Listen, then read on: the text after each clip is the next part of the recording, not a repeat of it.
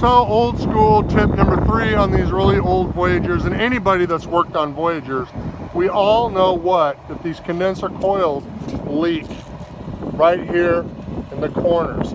You could always come to a condenser coil on a Voyager, see it from across the roof and go, oh, I've got a condenser coil leak. And it was really the design of the coil, because the coil is sitting in here, and through movement and vibration, it was pushing down, and it would actually, the copper would rub out on the bottom of the tube sheet, and it made for a very difficult repair. So you either replace the whole coil, or in this case, another tip was I would come down here and look at the coil. Now here's the inside of here's the tubes. You can see it right there. There's the tube sheet. This one looks pretty good. But if you get right here and count your tube sheet, you could actually take and cut this one right here and that bottom one right there and eliminate these passes. You can cut that one right there, and then where was the other guy at? The other guy was somewhere right in here. I think it was here. Here's another pipe. There's a pipe.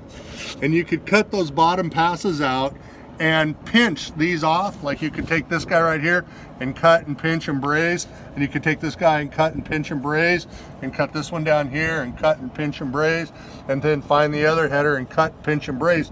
And eliminate that bottom circuit of the coil, because it was only about 5 to 10%. Now, you'd have to take, for me, I would usually charge like 80 to 90% by volume of total weight of charge, and then go back and recalculate superheat and subcooling and delta T and energy consumption, which we all do. But that was a way to bypass from having to buy a whole new condenser coil, was eliminating that last little subcooling circuit on a Trane Voyager. It worked out very well. A lot of times we left them for years like that with no problem. And again, that's just a little tip. There aren't many of these little Voyagers left, but you can see right in there that if you take out this panel, the support out, it comes out very easily. You can get down inside there and you can remove that pass.